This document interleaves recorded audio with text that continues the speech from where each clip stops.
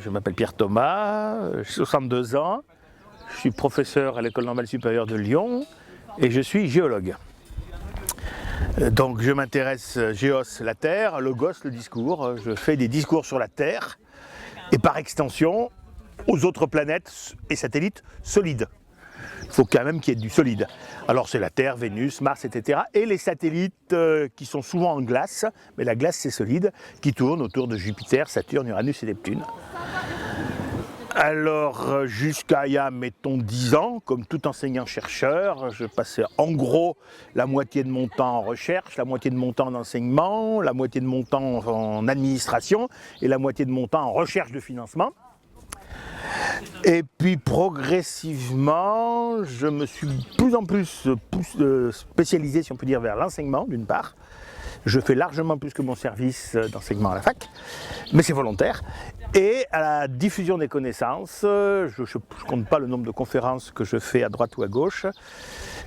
Et il y a une quinzaine d'années, le ministère de l'Éducation nationale a compris que la formation des professeurs c'était vachement important.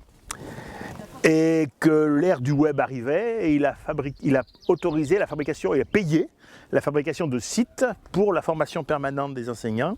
Il y a une quinzaine de sites comme ça, qui sont hébergés dans les écoles normales supérieures, donc à peu près un tiers à Cachan, un tiers à Lyon, un tiers à Ulm. Et parmi les sites hébergés à Lyon, il y a le site de Sciences de la Terre, dont je suis le responsable scientifique. Et donc au moins une fois par semaine, j'écris un article dans ce site. Et ça prend du temps. Alors qu'est-ce que je pense d'atmosphère? Je n'avais pas très bien compris jusqu'à il n'y a pas longtemps qu'est-ce que c'était. Et j'en pensais beaucoup de mal, probablement parce que je n'avais pas compris ce que c'était, parce que je pensais que c'était une bande de farfelus qui voulaient coloniser l'espace.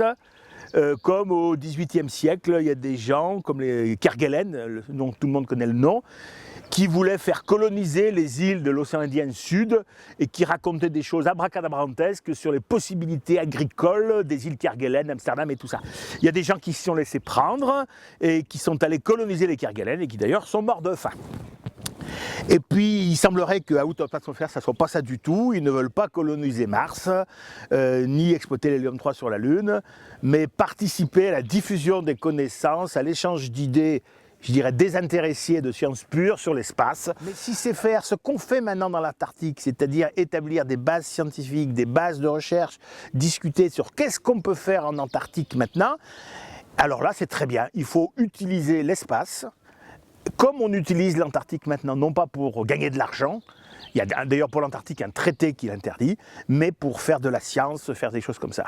Et si Out of Atmosphere c'est ça, il y a énormément de science à faire dans l'espace qui concerne la Terre, qui concerne la science pure. Si on trouve des bactéries sur Encelade, ça n'apportera rien à l'humanité au point de vue concret. Mais quelle révolution intellectuelle de voir qu'il y a de la vie ailleurs. Et si Out of Atmosphere peut permettre une petite briquette dans l'édifice qui permettra de découvrir de la vie sur Encelade, allez-y.